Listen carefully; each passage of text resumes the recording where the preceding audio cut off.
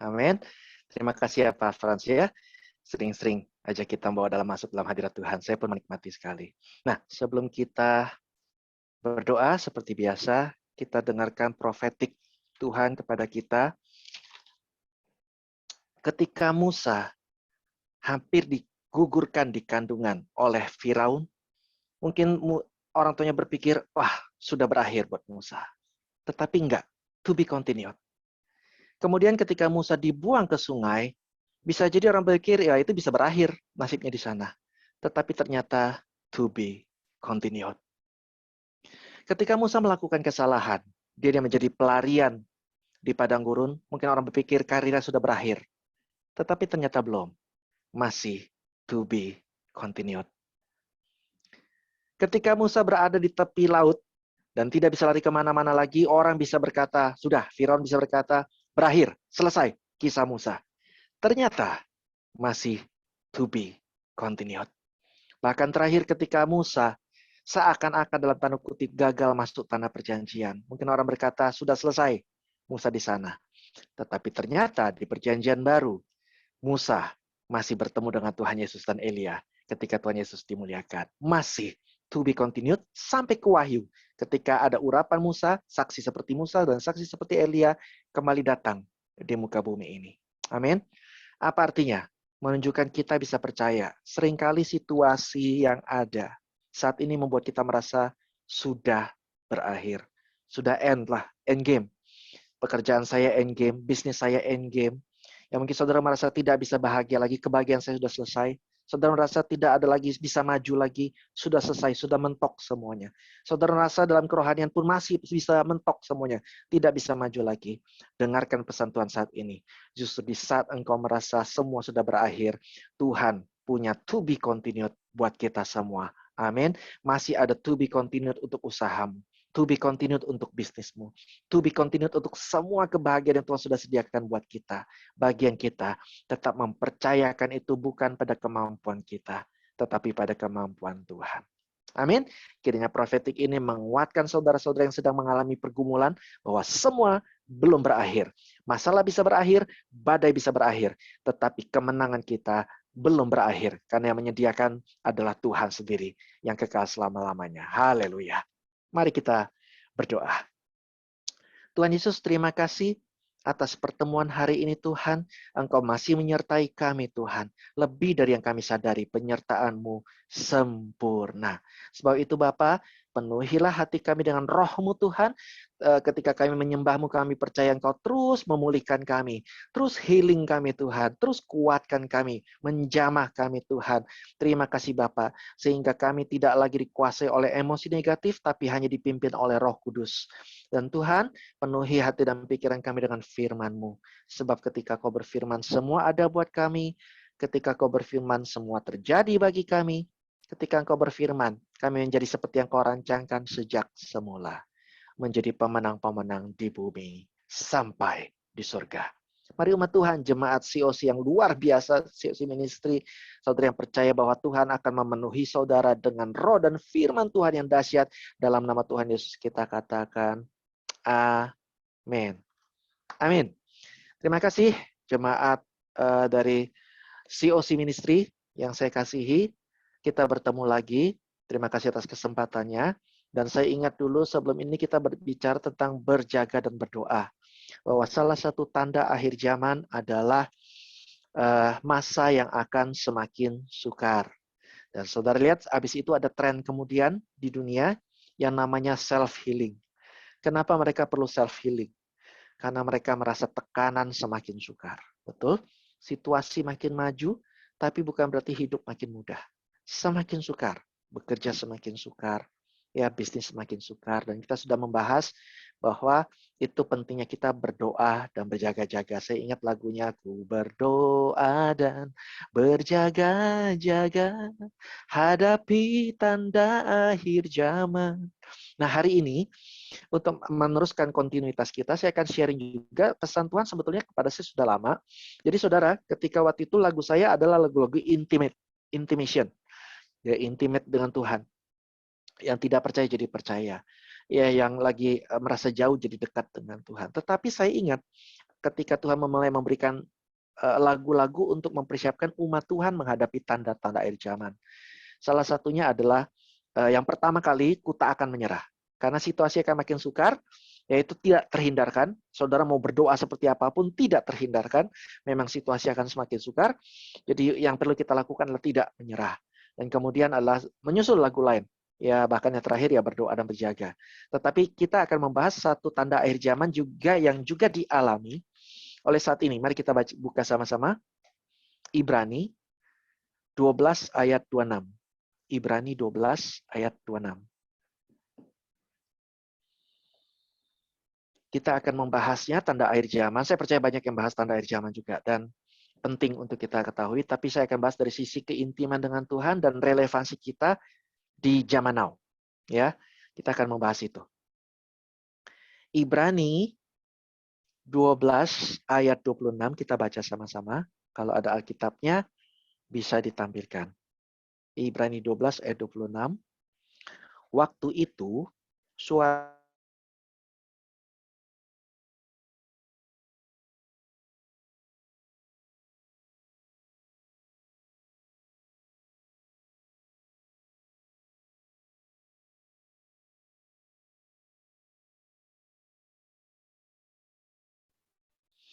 pada apa yang dapat digoncangkan. Jadi semakin lama perubahan akan semakin cepat. Ya, perubahan, change, semua berubah. Tatanan berubah, cara bisnis berubah. Ya, haleluya. Dan kemudian apalagi yang dapat digoncangkan karena ia dijadikan supaya tinggal tetap apa yang tidak tergoncangkan. Jadi karena kita menerima kerajaan yang tidak tergoncangkan, marilah kita mengucap syukur dan beribadah kepada Allah menurut cara yang berkenan kepadanya dengan hormat dan takut. Amin. Oke, nah kita akan tahu bahwa ternyata salah satu tanda akhir zaman yang seluruh dunia alami. Ya, kalau kita bicara tentang akhir zaman itu, saya tidak akan bicara soal yang mungkin hanya orang percaya yang lihat. Ya, tetapi ini bicara semua alami itu kegoncangan. Kegoncangan, perubahan-perubahan yang membuat situasi tergoncang, tidak stabil. Ya, situasi saham tidak stabil. Ya, secara biasa aja sudah nggak stabil, apalagi ada kegoncangan. Situasi ekonomi, finansial tidak stabil. Situasi startup kelihatannya menjanjikan. Orang berani invest besar di sana. Ternyata nggak stabil, goncang. Ya kan? Saudara bisa lihat bahwa firman Tuhan ini betul-betul real. Ya, bukan sesuatu hal yang kita nggak tahu, nggak kebayang, sebenarnya terbayang saat ini. Ya, tetapi malah di zaman saya ketika saya dikasih lagu ini belum terbayang. Semakin lama baru semakin terbayang. Jadi saya adalah saksi bahwa ketika saudara belum membayangkan situasi belum terjadi, masih tak terbayang, Tuhan sudah persiapkan kita. Amin. Dan apalagi kegoncangan? Ya, termasuk kegoncangan komunikasi, kegoncangan cara membesarkan anak, semua bergoncang. Artinya bergoncang itu karena berubah. Banyak sekali perubahan-perubahan cara, perubahan etika, perubahan norma, perubahan nilai, perubahan cara pikir, semua berubah. Nah, ketika firman Tuhan ini bicara soal waktu itu, ini sebetulnya bicara tentang ini. Waktu itu di ayat sebelumnya, saya nggak bahas, tapi saudara bisa baca, yaitu waktunya waktu kita ketemu dengan Tuhan. Waktu kita ketemu Tuhan akan terjadi kegoncangan besar di langit dan di bumi. Waktu kita sudah ketemu dengan Tuhan alias pengangkatan. Tetapi kenapa sekarang terjadi? Ya, jadi jangan saudara pikir ketika tanda akhir zaman ini diberikan sudah kiamat nih. Waduh, sudah kiamat. Nah, kalau bicara soal Tuhan datang itu tidak tergantung tanda akhir zaman kronologis 1 2 3 4 5 6 lalu Tuhan datang. No, Tuhan bisa datang kapanpun sesuai dengan kehendaknya, kedaulatannya. Tadi kita ada lagu berkata Tuhan berdaulat. Betul, jadi Tuhan berdaulat untuk datang kapan aja. Jangan saudara ukur-ukur tanda akhir zaman itu untuk 1, 2, 3, 4, 5, atau countdown. 10, 9, 8, sampai 1 Tuhan datang. No, Tuhan bisa datang kapan aja. Tetapi tanda ini diberikan supaya kita prepare. Ini bukan suatu berita buruk sebetulnya.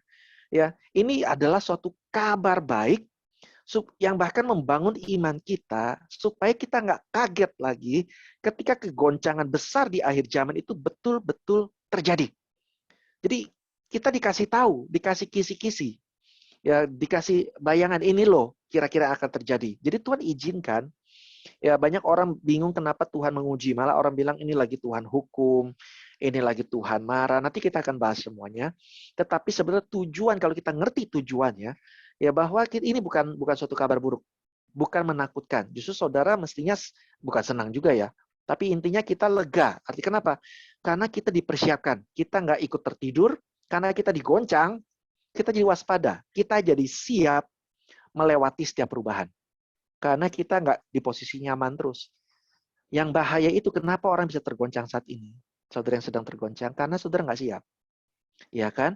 Saudara tidak diajarkan untuk bersiap menghadapi, ya semuanya kelihatannya baik-baik aja, tiba-tiba kegoncangan terjadi. Nah, sekarang saudara sudah tahu, saudara nggak siap. Saya percaya, setelah ini berlalu, Tuhan sudah pulihkan saudara, Tuhan sudah kuatkan saudara. Ketika ada kegoncangan berikut, saudara nggak kaget. Saudara sudah siap. Amin. Itu tujuan Tuhan. Di setiap generasi, Tuhan siapkan kegoncangan-kegoncangan supaya kita siap menghadapi dan menang atas perubahan. Nah, ini lagu yang mau disampaikan oleh kerajaan yang tak tergoncangkan. Jadi sebelum saya teruskan, saya juga mau berprofetik tapi lewat lagu. Kalau tidak salah lagunya sudah diberikan ya. Betul ya pengurusnya COC Ministry. Lagu bisa di-setel lagu kerajaan yang tidak tergoncangkan supaya kita renungkan dulu kata-kata profetik Tuhan yang dulu itu dan kita hayati. Nanti kita akan bahas pesan Tuhan di balik lagu itu. Boleh silakan di-setel kalau sudah terima.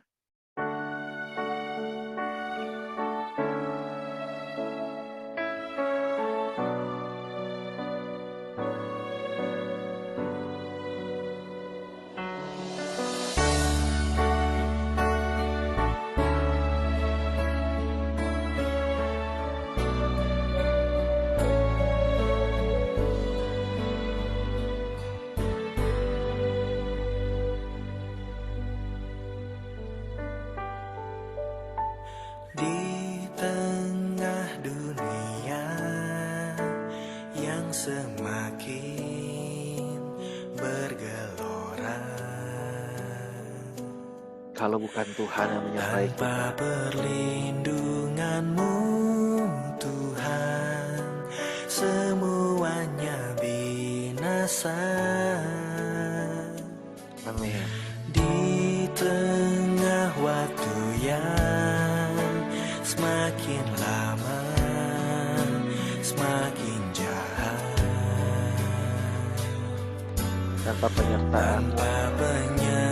Kita udah di saat ini di tengah goncangan kalau kita masih kuat. Karena Tuhan melindungi menyertai saudara. Biarpun gunung beranjak dan bukit pun bergoyang,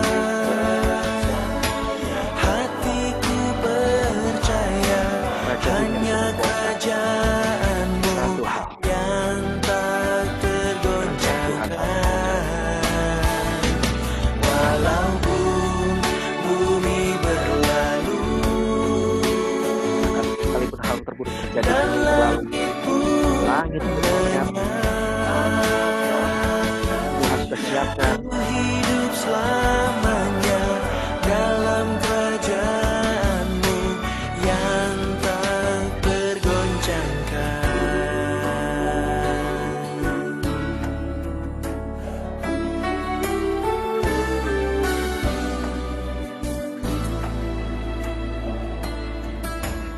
Di tengah dunia yang semakin bergelora, tanpa perlindungan-Mu, Tuhan, semuanya binasa. Bukan Tuhan yang binasakan, justru Tuhan melindungi kita dari kebinasaan. Di tengah waktu yang semakin lama, semakin jahat. Waktu bisa semakin jahat. Tapi Tanpa ingat, penyertaan-Mu, Tuhan, manusia tak berdaya.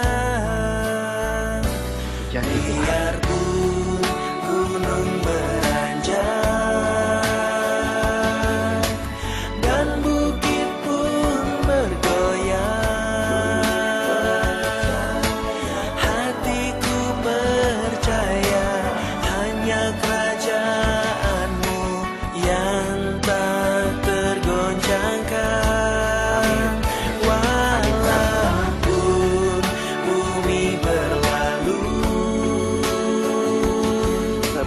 lagi Dan jauh. langit pun karenanya Dan satu hal, Ku hidup selamanya dalam kerajaanmu yang tak tergoncangkan. oke, terima kasih. Boleh kita close. Nanti kalau mau fullnya bisa di-share di YouTube. Dan ya, terima kasih ya, Rustel. Semoga kata-kata dalam lagu tadi menguatkan kita ya. Jadi Tuhan bukan lagi menggoncangkan kita. Ingat itu. Kegoncangan dunia adalah sesuatu yang dunia buat sendiri. Memang akan terjadi. Bukan Tuhan yang mau menggoncangkan itu. Tapi Tuhan izinkan kenapa? Tuhan izinkan supaya kita tahu kalau kita masih lewat semua. Itu Tuhan yang menyertai dan melindungi kita. Amin. Sebab banyak juga orang yang masih salah paham tentang Tuhan dan berpikir Tuhan ini mau goncang saya karena saya salah, ya saya kurang ini, saya kurang itu. No, saya akan jelaskan semuanya dan saya percaya sehabis ini saudara akan ngerti di mana letak kerajaan yang tak tergoncangkan itu. Sekarang kenapa saya yakin bahwa tujuan Tuhan itu menggoncangkan kita itu bukan untuk menghukum kita, atau untuk bahkan lebih lagi katakan kita melakukan kesalahan lalu Tuhan nggak senang lagi, nggak sayang lagi sama kita, atau mau suruh kita bertobat, ya bukan di situ letaknya. Ya saudara kalau mau lihat sifat Tuhan saat ini zaman now, saudara lihat Yesus. Yesus mau nggak kita bertobat? Mau. Dengan segala cara Tuhan Yesus membujuk supaya orang bertobat, membuat mujizat, memberi makan dan sebagainya.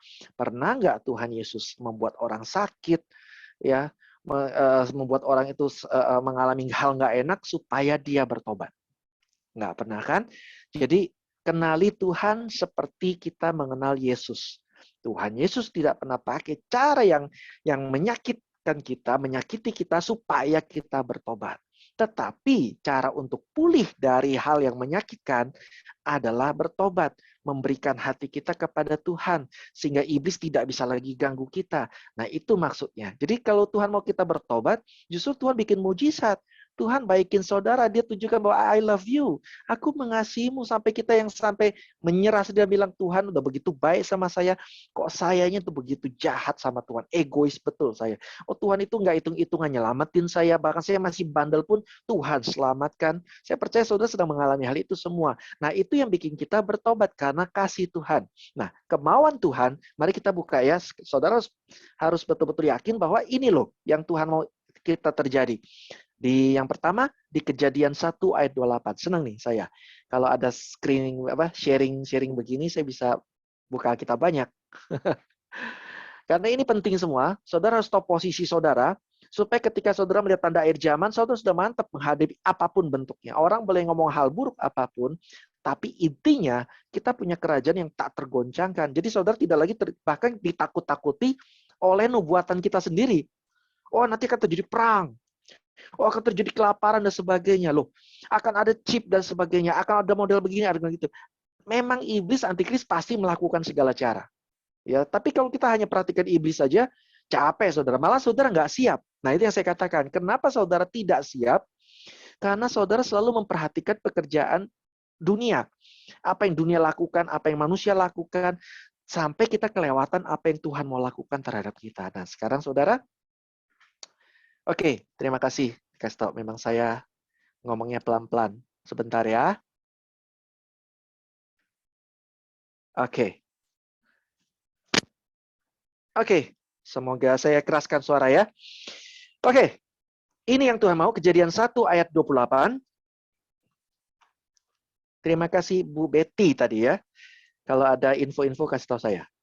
Kejadian 1 ayat 28, kita buka bahwa Allah memberkati mereka. Kapan Allah memberkati manusia? Bahkan sebelum manusia melakukan sesuatu untuk Tuhan. Sorry ya saya teriak ya. Karena biar mantap gitu ya suaranya kedengaran. Lalu Allah berfirman kepada mereka, beranak cuculah dan bertambah banyak, penuhilah bumi dan taklukkanlah itu, berkuasalah atas ikan-ikan di laut dan burung-burung di udara dan atas segala binatang yang merayap di bumi. Tuhan mau kita menjadi penguasa, pemenang. Artinya apa? Artinya tidak dikuasai. Tidak dikuasai oleh kenyataan, tidak dikuasai oleh perilaku perilaku orang terhadap kita, tidak dikuasai oleh kelemahan-kelemahan, kebiasaan buruk kita tidak dikuasai oleh iblis, tidak dikuasai. Tapi kita yang menguasai. Amin. Itu dari awal zaman. Dan Tuhan buktikan itu terus, janjinya diulangi sampai digenapi dalam Yesus. Tetapi bagaimana kalau soal akhirnya? Di akhir zaman. Oh sama. Wahyu 17 ayat 14. Kita bisa yakin kita pemenang. Ya, mau prediksi buruk apapun yang terjadi dalam dunia ini, nubuat jelek apapun, saudara harus berkata, Tuhan saya lebih besar dari perkara itu. Amin. Tuhan saya sanggup. Misal kalau terjadi peperangan, Tuhan saya sanggup memberikan keamanan dalam hidup saya. Kalau terjadi kelaparan, Tuhanku sanggup memberkati kehidupan saya. Kalau terjadi finansial, Tuhanku sanggup untuk menjaga, melindungi saya. Amin. Jadi yang kita fokusnya ke kerajaan yang tak tergoncangkan itu. Bukan pada kerajaan yang bisa tergoncangkan. Bukan pada kegoncangan sendiri. Sekarang saudara tahu cara menanggapi nubuatan. Ya, memang saya nggak pernah mau menyalahkan orang yang bernubuat. Oh ini salah, ini enggak. Tapi kadang-kadang efek responnya itu yang membuat kita jadi tegang. Depres. Jadi malah kita jadi takut dalam situasi ini. Wah mesti ngapain? Oh mesti begini, mesti gitu. No. Orang boleh ngomong apa aja. Tetapi kalau Tuhan sudah menetapkan tidak jadi, nggak bisa. Karena Tuhan kita berdaulat di atas semuanya. Amin. Itu yang harus saudara pegang. Oke. Wahyu 17 ayat 14. Wahyu 17 ayat 14. Merepotkan ya, terima kasih ya. Mereka akan berperang melawan anak domba. Lihat, Yesus aja diserang terus-menerus. Oke. Tetapi anak domba akan mengalahkan mereka. Kenapa? Karena ia adalah Tuhan di atas segala Tuhan dan Raja di atas segala Raja. Serangan-serangan bisa terjadi. Ya, serangan kegoncangan finansial, kegoncangan ekonomi, kegoncangan politik, kegoncangan apapun. Bisa ada serangan, tetapi anak domba mengalahkan mereka karena ia adalah Tuhan di atas segala Tuhan, Raja di atas segala Raja. Dan bukan cuma Tuhan yang menang. Mereka yang yaitu kita yang bersama-sama dengan dia juga yang akan menang. Apakah kita? Yaitu mereka yang terpanggil, yang telah dipilih, dan yang setia. Asal kita setia ikut Tuhan aja, kita menang. Jadi, saudara kadang-kadang kita berpikir, oh ada terjadi kegoncangan, saya harus berdoa seperti ini, berdoa seperti itu, dan jadi tegang. Saya tidak menyalahkan doa. Saya mendukung doa, saudara ya. Saya kan membuat lagu banyak tentang doa. Ya, lagu tentang doa, doa mengubah segala sesuatu. Ya, kemudian apalagi doa mendatangkan mujizat. Banyak sekali tentang doa. Tetapi yang saya mau sampaikan di sini, situasi di luar itu bukannya berarti kita harus perangi dengan doa. Artinya gini, kalau situasi terjadi buruk, wah ini salah, saya kurang berdoa. Bukan. Ya, jangan sampai saudara berpikir begitu. Oh, saya harus berperang lebih lagi, 24 jam harus berdoa. Tidak begitu. Saudara berdoa dengan yakin aja, Tuhan pasti dengar doamu. Kenapa? Yang berperang lawan mereka bukannya kita. Kita sedang membawa perkara kita pada Tuhan dan Tuhan yang mengalahkan mereka. Amin. Ngerti ya? Posisi doa saudara adalah saudara seperti mengadu, melapor. Tuhan, saya lapor ada situasi sedang terjadi. Wah, Tuhan bilang, oke, siap. Tuhan bersama malaikatnya bergerak mengalahkan situasi itu. Nah, ngerti ya posisinya. Jadi saudara tidak merasa, wah ini tanggung jawab saya karena saya kurang berdoa. Malah itu jadikan iblis untuk bilang gini, makanya situasi keluargamu buruk. Kenapa? Kamu kurang berdoa. Kalau saudara sudah berdoa, saudara katakan no, sebelum saya berdoa pun Tuhan sudah mendengar doa saya. Amin. Jadi jangan sampai saudara terintimidasi oleh iblis. Ya, dan oke. Tuhan sudah mau kita menang. Tetapi dunia ini belum berakhir. Ya, tadi saya katakan bahwa Musa bisa merasa hidupnya berakhir, tapi bukan cuma Musa, saudara. Murid-muridnya pun mungkin bisa merasa, oh Injil berakhir nih. Kenapa? Dianiaya. Wah selesai nih. Dianiaya habis. Tapi apa yang terjadi? Injil justru tersebar kemana-mana. Betul? Jadi, Nuh, ketika pasca air bah, bisa merasa, aduh sudah selesai nih. Hancur semuanya. No, ternyata itu zaman yang baru. Saudara yang sedang tergoncang, ingat, ketika saudara sedang tergoncang belum berakhir. Ini sedang zaman yang baru. Katakan zaman yang baru. Amin. Saudara yang sedang tergoncang dalam bisnis, saudara tergoncang dalam usaha, saudara yang tahu saudaramu sedang tergoncang, katakan sama mereka bahwa ini bukan berakhir. Ini permulaan zaman baru. Tuhan pulihkan. Ayo masuk dalam kerajaan yang tak tergoncangkan. Umat Israel pun bisa merasa mereka sudah habis ketika mereka dibuang ke Babel, Media, Persia, 3 zaman, saudara. Tetapi ternyata toh dibangun lagi. Ya kan, kerajaan dibangun lagi Israel itu. Jadi, saudara, sesuatu yang dunia kira berakhir, belum berakhir. Saudara, ketika digoncangkan, saudara itu belum berakhir. Amin. Nah, sekarang pertanyaan gini. Kalau gitu tujuan kegoncangan apa dong? Ya, tujuan kegoncangan terjadi apa? Sudah siap? Mari kita buka. Sekarang Ibrani 12 ayat 27. Saya ikut buka ya. Temenin yang buka. Ibrani 12 ayat 27. Tadi kita sudah baca. Tapi sekarang di situ kita akan baca tujuannya. Ungkapan satu kali lagi menuju kepada perubahan apa yang dapat digoncangkan. Karena ia dijadikan supaya apa? Tinggal tetap apa yang tidak tergoncangkan. Tujuan Tuhan menggoncangkan supaya kita bisa terlatih lewati perubahan sehingga selalu tidak tergoncang. Tidak tergoncang. Bisnis saudara terus ikut maju. Kenapa kita tergoncang? Karena kita mapan. Tidak mau berubah. Situasi sedang berubah, kita merasa mapan. Sekarang Tuhan bilang, aku memaksa engkau diizinkan tergoncang supaya engkau terus bergerak. Jadi jangan pernah berpikir pensiun. Jangan pernah berpikir, sudahlah, saya tenang-tenang aja, ya menikmati hidup. Belum, tugasmu belum selesai. Tugasmu selalu, ayo bangun yang baru. Berkarya lebih lagi. Amin. Selalu ada yang baru. Belum berakhir. Saudara bilang, oh mungkin sudah ketinggalan zaman saya. No, no, no. Tuhan tidak mau saudara ketinggalan zaman. Tuhan mau saudara ikut perubahan zaman. Saudara bisa kok. Dulu kita tidak pernah main Zoom-Zooman. Saudara juga nggak tahu apa ini, pencet sini, pencet sono. Tahu bisa. Amin. Karena Tuhan selalu mau kita maju. Tuhan tidak mau kita terbelakang. Umat Kristen bukan umat yang terbelakang. Umat Kristen adalah umat yang modern, umat yang di depan, umat yang visioner, umat yang memimpin perubahan zaman. Amin. Jadi itu tujuan kegoncangan. Situasi selalu nggak enak. Ya, kedua, tujuannya bukan supaya kita binasa, tapi situasi nggak enak itu membuat kita semakin berpikir maju, berpikir apa lagi yang bisa saya lakukan. Selama ini saudara mungkin berpikir sederhana, bikin kue begini. Tapi sekarang kue ada macam-macam. Ya, bikin nasi goreng sekarang dicampur keju. Ya, pizza dicampur apa lagi ya. Saudara terus dipaksa, ibaratnya diizinkan untuk terus bergerak bersama Tuhan. Tuhan itu Tuhan atas masa depan. Jangan pernah membayangkan Tuhan kita itu kuno. Tuhan kita adalah Tuhan yang modern. Kalau situasi dunia adalah modern, masa sih Tuhan kita tertinggal? Dia ada di masa depan. Amin. Bergerak bersama Tuhan, raih masa depan. Itu tujuan Tuhan. Jangan selalu berpikir, sudah bentar lagi kiamat, bentar lagi kiamat. Bukan itu tujuan Tuhan. Justru Tuhan izinkan itu terjadi untuk mengatakan gini, sekalipun dunia kiamat, aku sudah siapkan kok untukmu. Ya kan, sekalipun langit dan bumi lenyap, aku sudah siapkan semua. Don't worry about that. Amin. Yang kedua, Lukas 21 ayat 26. Ini banyak juga disalahartikan, tapi kita lihat secara intim dengan Tuhan. Lukas 21 ayat 26. Lukas 21 ayat 26. Karena ini sedang terjadi, saudara. Lukas 21 ayat 26, orang akan mati ketakutan karena kecemasan. Saudara tahu, sekarang banyak orang menderita anxiety. Penyakit yang dulu belum terlalu dengar banyak, sekarang banyak loh. Anxiety, kecemasan. Kecemasan itu bukan kekhawatiran. Ditahan dulu ya ayatnya. Kecemasan itu bukan kekhawatiran.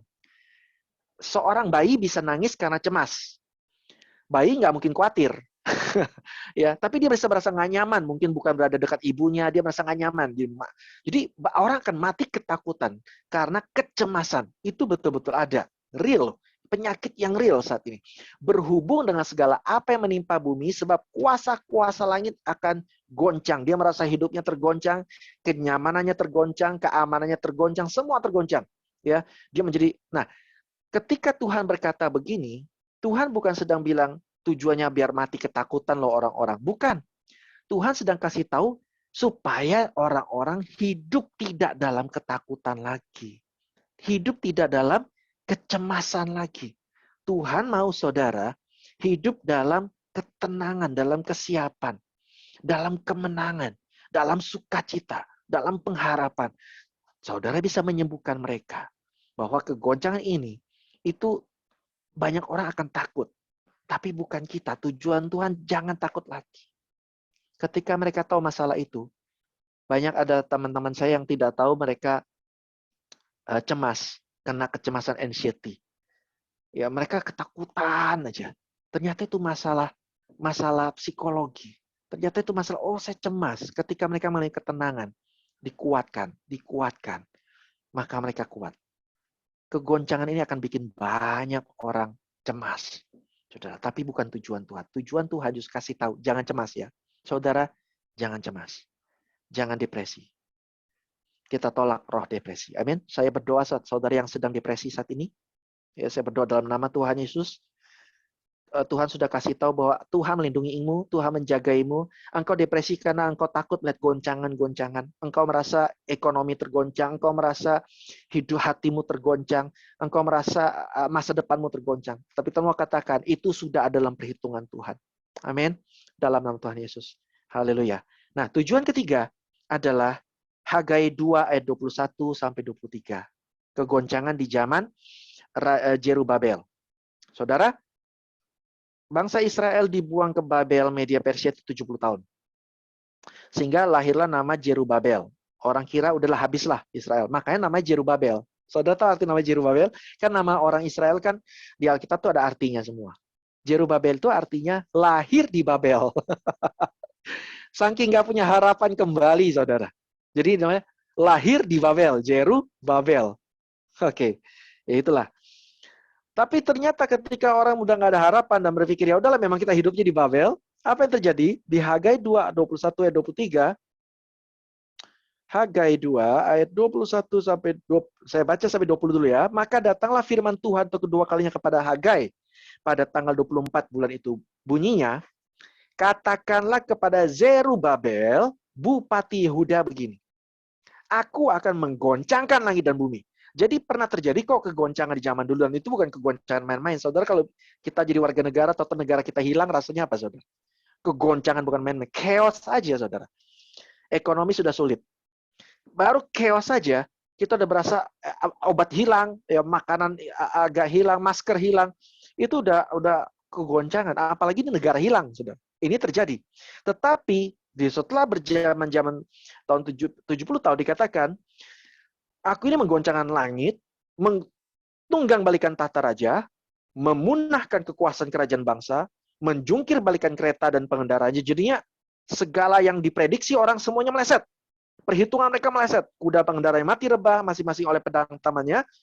Pada waktu itu, demikianlah firman Tuhan semesta alam. Aku akan mengambil engkau, hai Zerubabel, bin Sealtiel, hambaku, demikian firman Tuhan.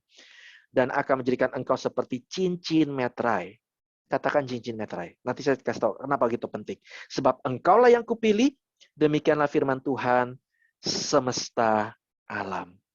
Saudara tahu cincin meterai itu apa? Cincin meterai itu adalah pengganti raja. Mewakili raja. Mewakili raja. Jadi kalau ada pegawainya bawa cincin meterai itu kayak surat kuasa yang bilang ini raja yang perintahkan. Wah, kalau di zaman dulu ketika orang angkat cincin meterai itu sudah mereka sujud seperti kepada raja, hormat seperti kepada raja. Karena cincin meterai itu melukiskan kuasa raja.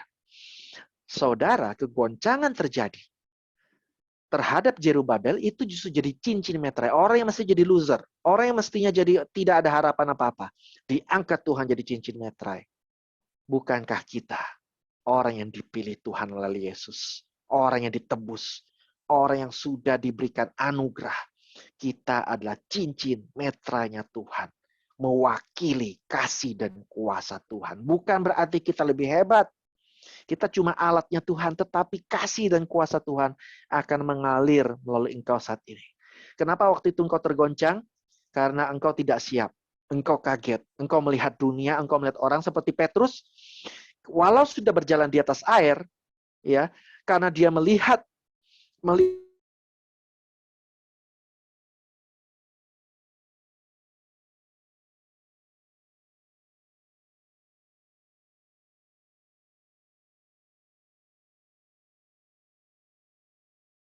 omongan yang menakutkan, bahkan nubuat-nubuat yang sedikit bikin gentar. Ya, nubuat-nubuat yang menakutkan. Akhirnya kita malah tenggelam. Mulai sekarang, selalu percaya kita hidup dalam kerajaan yang tak tergoncangkan. Oke, dan satu lagi tujuannya, habis itu kita akan bahas bagaimana hidup dalam kerajaan yang tak tergoncangkan. Oke? Yes. Hagai 2 ayat 49, masih di Hagai 2, tentang Zerubabel juga. Nabi Hagai disuruh membuat bait suci, membangun bait suci. Tetapi sekarang kuatkanlah hatimu, hai Zerubabel, demikian firman Tuhan. Kuatkanlah hatimu, hai Yosua bin Yozadak. Jadi Zerubabel itu lambang pemerintahnya. Yosua itu lambang hamba Tuhannya, imam besar. Kuatkanlah hatimu, hai segala rakyat negeri dan umat Tuhan pada umumnya, jemaat Tuhan. Demikianlah firman Tuhan, bekerjalah. Amin. Jadi di tengah goncangan ini justru kita harus semakin produktif. Jangan terhanyut oleh bahkan perasaan sebentar lagi kiamat, atau oleh perasaan bahwa udahlah semuanya habis. No, bekerja sebab aku ini menyertai engkau. Dan di ayat nanti dikatakan, sebab beginilah firman Tuhan semesta alam, sedikit waktu lagi aku akan menggoncangkan langit dan bumi, laut dan darat. Wah, lebih serem. Langit dan bumi, laut dan darat, saudara. Semua sisi, artinya semua aspek ya. Sehingga barang yang indah-indah aku akan menggoncangkan segala bangsa. Tidak ada dunia yang luput segala bangsa, sehingga barang yang indah-indah kepunyaan segala bangsa mengalir dan memenuhi rumah ini dengan kemegahan. Firman Tuhan semesta alam. Ketika Tuhan menggoncang bangsa, mengizinkan bangsa ini tergoncang. Saudara tahu apa tujuannya? Supaya justru saudara lebih baik situasi dari semula. Itu tujuan Tuhan. Jadi tanamkan dalam hidupmu saat ini, mungkin saudara sedang merasa efek kegoncangan. Ya, mungkin saudara melihat kiri kanan mengalami efek kegoncangan. Katakan pada mereka, Tuhan akan memulihkan kamu. Tuhan akan memulihkan saya. Tuhan akan memulihkan kita semua. Itu pasti tujuan Tuhan itu ke arah sana. Tetapi kita bekerja. Jangan justru jadi menyerah, jangan justru jadi pasrah, jangan justru merasa tidak ada gunanya, sia-sia. No, saudara, Tuhan menyertai kita. Oke? Dan sekarang bagaimana cara hidup dalam kerajaan Allah? Ya, supaya kita kan kadang-kadang supaya nggak tergoncang bagaimana, Pak? Ya, bagaimana supaya tidak tergoncang? Ya, kita harus tahu dulu kerajaan yang tak tergoncangkan itu apa sih? Kita sudah tahu, saya nggak buka, saudara catat 1 Korintus 4 ayat 20 berkata bahwa kerajaan Roma 14 ayat 17 sama, bahwa kerajaan Allah itu bukan soal makanan minuman, tapi damai sejahtera, kebenaran, sukacita oleh Roh Kudus, dan bukan perkataan tapi kuasa. Sekarang saya mau kasih tahu, kerajaan Allah itu bukan barang. It's not about what. Kerajaan Allah itu adalah who. Siapa itu kerajaan Allah? Kita buka yuk. Lukas 11 ayat 20. Ini cara saudara tidak lagi tergoncang oleh situasi apapun. Lukas 11 ayat 20.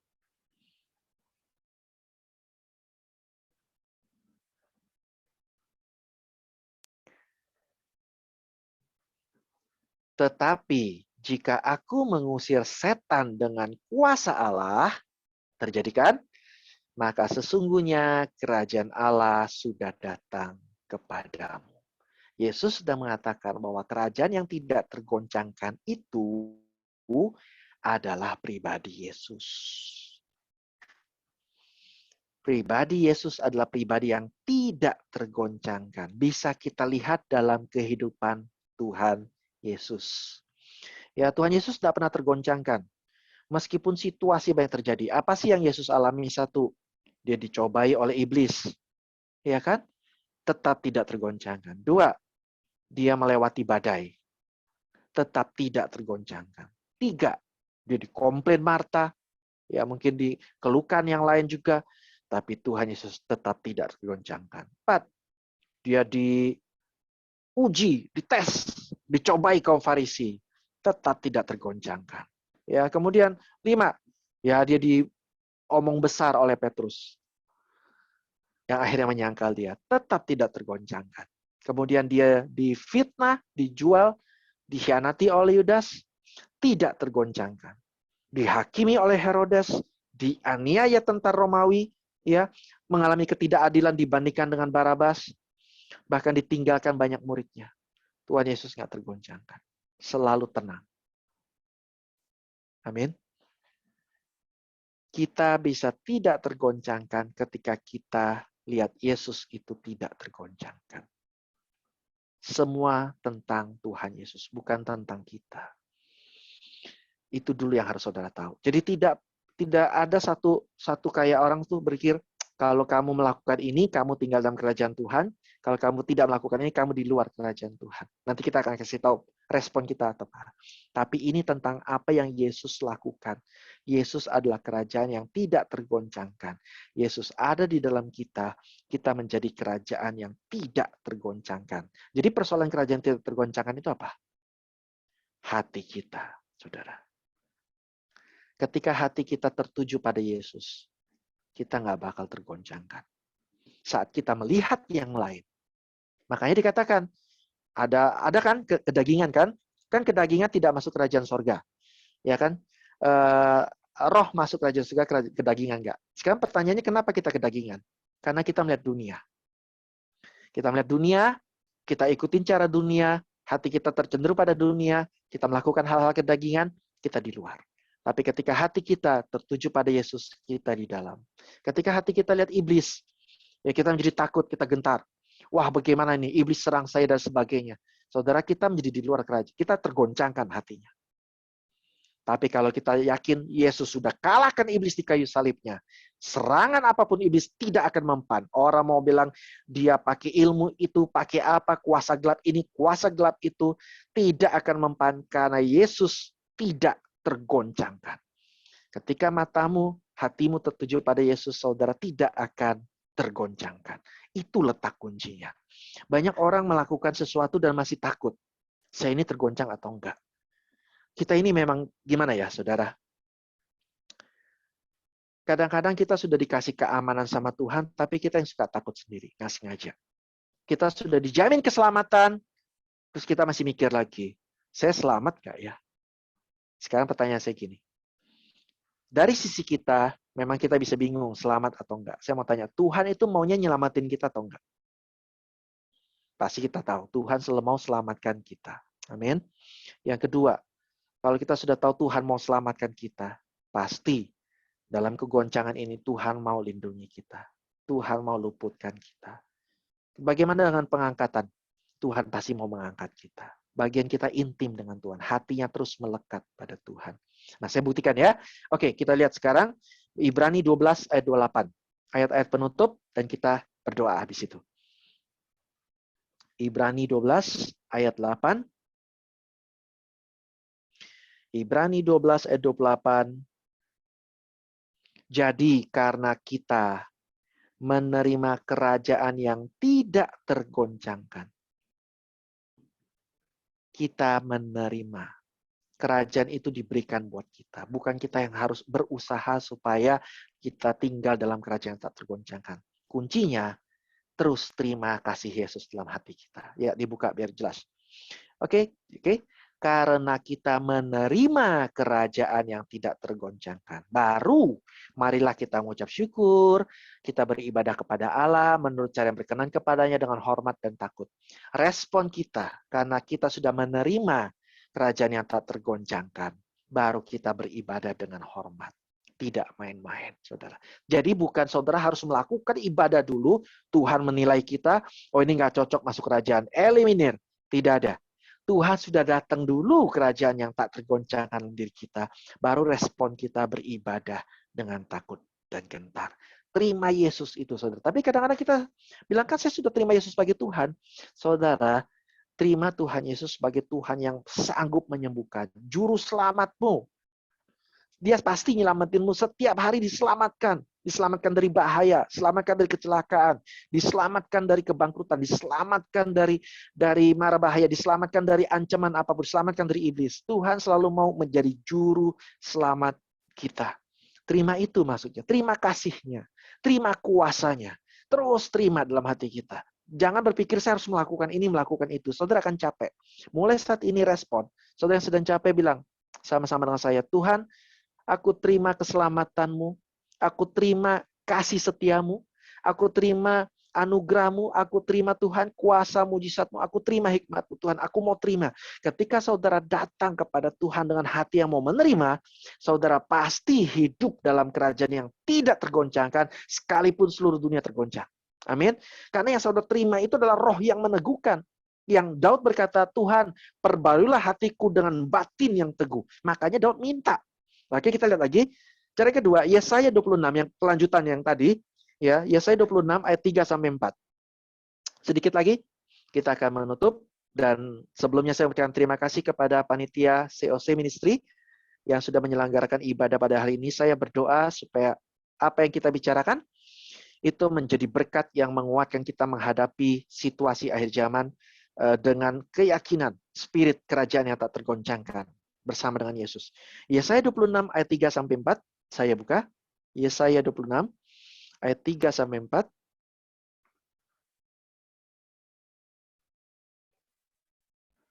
Yesaya 26 ayat 3 sampai 4. Nah, yang hatinya teguh kau jagai dengan apa? Damai sejahtera, sebab kepadamulah ia percaya. Ya, percayalah kepada Tuhan selama-lamanya, sebab Tuhan Allah adalah gunung batu yang kekal. Jadi bicara soal hati, saudara tahu nggak? Hal yang perlu kita belajar jadi umat Tuhan itu apa sih? Saudara kesini buat belajar kan? Ya dong, belajar. Saya menghargai kerinduan, dan saya percaya orang yang lapar dan haus akan firman akan dipuaskan Tuhan. Amin. Saudara tahu nggak hal terpenting yang mesti kita lakukan? Belajar apa? Ayo. Ya nggak salah, pasti ada jawab belajar mengampuni, belajar apa lagi? Taat, belajar memberi hidup, persembahan. Good. It's all good. Semua benar. Tetapi sebetulnya yang Tuhan minta sebetulnya, saudara belajar apa? Belajar percaya kepada Tuhan. Saudara tahu nggak? Yang Tuhan Yesus minta itu dalam hidup kita ini, percaya kepadaku. Artinya apa? I can handle everything. Saya bisa atasi. Semua masalahmu aku bisa atasi. Believe me. Taruh kepercayaanmu kepadaku. Kalau semakin saudara percaya, semakin kerajaanmu tak tergoncangkan. Semakin saudara coba mengandalkan dirimu, ya bahkan termasuk loh, mengandalkan puasamu, mengandalkan doamu, mengandalkan pembacaan firmanmu, termasuk rohani-rohani itu, semakin saudara mengandalkan itu, seperti saudara merasa kalau saya nggak lakukan ini tidak akan terjadi, ya saudara akan semakin tegang, stres. Tapi kalau saudara belajar percaya kepada Tuhan, mempercayakan hidupmu, mempercayakan rumahmu, mempercayakan anakmu, mempercayai janjinya. Kalau saudara sakit, percaya dia bisa sembuhkan saudara. Kalau saudara sedang ketakutan, percaya Tuhan bisa bereskan semuanya. Ketika saudara sedang khawatir masa depan, saudara percaya Tuhan yang sudah memberi makan 5.000 orang, Tuhan yang sanggup mencukupi hidup saya. Semakin saudara percaya kepada Tuhan, semakin kerajaanmu tidak tergoncangkan. Hati. Jadi persoalannya di situ. Bukan apa yang saudara lakukan. Semakin saudara percaya. Bahkan kalau saudara sudah percaya, saudara tahu nggak? Ini cuma contoh, di luar sedikit ya. Sedikit lagi. Hukum Taurat itu kalau saudara hadapi dengan percaya, itu bukan hukum sebetulnya. Misal gini, Tuhan berkata, perintah, jangan berzina. Maksudnya apa? Tuhan mau saudara percaya bahwa kenikmatan itu ada dari Tuhan, bukan dari orang lain. Saudara mau cari 100 orang, itu nggak bakal saudara nikmat bahagia. Selalu akan kecanduan, selalu merasa kurang. Tapi kenikmatan itu datangnya dari Tuhan. Bahkan dengan satu istri, satu pasangan, saudara bisa puas. Kenapa? Karena itu datangnya dari Tuhan. Saya juga berdoa buat rumah tangga, saudara. Jadi saudara tidak melakukan itu bukan karena ini hukum, saya nggak boleh. Bukan. Tapi saudara tahu, saya puas, saya bahagia. Karena saudara menikmati. Jadi itu bicara soal percaya kepada Tuhan. Kemudian jangan mencuri. Bukan soal saudara kalau mencuri dosa dan sebagainya. Saudara tanggapi dengan percaya gini. Percaya padaku. Aku bisa mencukupimu. Kamu nggak usah curi. Nggak usah. Nggak usah ambil barang yang bukan milikmu. Nggak usah pengen barang yang bukan milikmu. Tenang aja. Aku bisa berikan kepadamu. Aku bisa membuat engkau hidup berlimpah. Amin. Belajar percaya kepada Tuhan. Jadi kuncinya malam hari ini saudara belajar untuk semakin percaya kepada Tuhan dalam segala hal. Banyak orang tanya pada saya, doa boleh minta atau enggak? Harus minta 100 kali atau 1 kali? Tergantung saudara percayanya apa. Kalau saudara bisa percayakan dan saudara bilang, Tuhan, aku mau minta dong ini, dan saudara belajar percaya, udahlah Tuhan pasti dengar. Saudara akan berdoanya beda. Betul? Ini masalah, tapi bukan berarti saudara harus paksa cuma satu kali. Kalau saya nggak percaya gimana? Ya doa lagi deh. Saya belum yakin nih. Kayaknya kalau belum belum pakai doa puasa begini, kayaknya belum mantap. Silakan. It's okay. Itu untuk menguatkan iman kita. Lakukan, jangan ragu-ragu. Jangan sampai tanya kiri kanan. Puasanya harus gimana, doa harus gimana. Yang saudara percaya lakukan, lakukan. Amin. Tetapi kalau saudara lakukan semua dengan percaya, saudara nggak akan tergoncangkan dalam segala hal. Oke, yang ketiga. Terakhir, Mazmur 16 ayat 8 sampai 11 dan bahkan ini untuk kita baca sama-sama dan hafalkan. Oke? Mazmur 16 ayat 8 sampai 11. Catat ayat ini supaya saudara ketika diganggu iblis oleh kegoncangan dunia, ada yang namanya perang, ada yang namanya kelaparan, krisis ini, krisis itu, penyakit ini, penyakit itu, selalu ingat kerajaan Tuhan tidak tergoncangkan. Selesai. Sudah. Tuhan berkuasa di atas semuanya. Dia Tuhan atas segala Tuhan. Raja atas segala raja. Semua dikalahkan oleh dia. Amin. Oke, Mazmur 16 ayat 8 sampai 11. Kita baca sama-sama yuk. Sebagai wujud respon iman kita. Aku senantiasa memandang kepada Tuhan.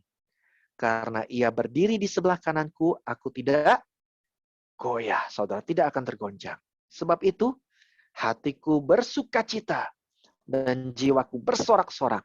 Bahkan tubuhku akan diam dengan tentram. Saudara bisa tidur. Saudara bisa makan. Saudara bisa menikmati kehidupan ini. Amin. Sebab Tuhan, Engkau tidak menyerahkan aku ke dunia orang mati. Tidak membiarkan orang kudusmu melihat kebinasaan. Tapi bukan cuma itu. Engkau memberitakan kepadaku jalan kehidupan. Di hadapanmu ada sukacita berlimpah-limpah. Di tangan kananmu ada nikmat senantiasa. Amin. Jadi ketika saudara mulai diganggu iblis, diganggu oleh dunia akan segala goncangan, yang membuat saudara tidak goyah, saudara memandang kepada Tuhan. Memandang bahwa Tuhan Yesus yang menyembuhkan yang kusta, dia pasti sanggup menyembuhkan saudara. Tuhan Yesus yang sudah memulihkan orang yang pendarahan, dia pasti sanggup memulihkan kita. Tuhan Yesus yang sudah mengusir setan pasti sanggup melepaskan kita dari segala mara bahaya. Amin. Sehingga apapun situasi akhir zaman nanti kita hadapi, kegoncangan akan semakin terjadi. Ya, selalu. Cuma saudara nggak pusing lagi. Karena kita hidup dalam kerajaan yang tak tergoncangkan. Ukuran kita, bukan ukuran natural lagi. Orang mau bilang krisis, krisis, krisis. Saudara tidak harus ikut alami krisis. Orang bisa bilang kekurangan, kekurangan, penyakit, sakit. Saudara tidak harus sakit. Amin. Tidak harus ikut tren dunia. Kalau tren dunia bilang self-healing, self-healing. Tidak perlu kita harus ikut dunia dan bilang, oh ya saya perlu self-healing, self-healing. No. Ukuran kita bukan lagi dunia. Ukuran kita adalah supranatural. Yesus, kerajaan yang tidak tergoncangkan. Amin. Mari kita berdoa. Saya mau berdoa saat ini buat saudara yang sedang mengalami situasi yang krisis, situasi yang tidak mengenakan, situasi yang tidak nyaman, situasi yang ekonomi sedang tergoncang, situasi mungkin hubungan sedang tergoncang apapun. Mulai sekarang, jangan terjebak oleh kegoncangan itu. Naik ke gunung Tuhan yang kudus. Naik, nikmati Tuhan. Selalu tolak untuk terpengaruh. Bahkan bahasa modern bilang, jangan terpengaruh drama. No drama. Saudara ikutin kebenaran Tuhan. Kebenaran Tuhan itu bukan drama. Dunia penuh dengan drama. Tapi saudara masuk ke dalam kebenaran Tuhan. Amin. Maka hubungan yang tergoncang akan Tuhan pulihkan. Saudara akan lihat badai mereda. Karena iblis hanya menakut-nakuti saudara, memberisiki saudara. Tetapi sebetulnya kalau saudara tidak terpengaruh, saudara tinggal melihat memandang Yesus yang tenang. Saudara, saya berdoa saudara dapat penglihatan bahwa Yesus sedang berdiri di sebelahmu, memegang bahumu dengan tenang, dan berkata, jangan takut. Aku tidak akan tergoncangkan pengaruh oleh apapun. Dan aku berikan ketenangan itu padamu. Yang depresi disembuhkan. Yang khawatir engkau ditenangkan. Yang gelisah hatimu, engkau mengalami damai sejahtera, tentram, bisa tidur, bisa makan, bisa sukacita, bisa senyum lagi, bisa menikmati kebahagiaan yang Tuhan berikan, bisa melihat optimis hidup ini terang, tidak lagi lihat suram, tidak lagi lihat dunia ini kayaknya masalah melulu. Engkau melihat mujizat Tuhan, campur tangan Tuhan, karena engkau sedang pindah, masuk lagi. Bukan pindah, tapi masuk lagi ke dalam kerajaan yang tidak tergoncangkan. Roh itu ada beserta denganmu. Dalam nama Tuhan Yesus. Tuhan, hamba-Mu meminta biarlah firman ini menjadi kenyataan. Supaya umat-Mu di COC Ministry ini Tuhan mengalami kerajaan yang tidak tergoncangkan Tuhan dalam segala hal. Baik roh, iman mereka, hati mereka, Tuhan, dan tubuh mereka, dan juga hidup mereka, Tuhan. Semua di dalam kerajaan yang tidak tergoncangkan. Terima kasih Tuhan, mari kita meteraikan firman ini yang diberkati Tuhan. Dengan Roh Kudus, iblis tidak bisa mencurinya, dunia tidak bisa merusaknya, bertumbuh seperti pohon di tepi air yang selalu berbuah pada musimnya, 30, 60, 100 kali lipat ganda, sesuai kapasitas kita. Apa yang dikerjakan berhasil. Dalam nama Tuhan Yesus kita katakan, amin. Amin. Tuhan Yesus memberkati kita semua. Haleluya.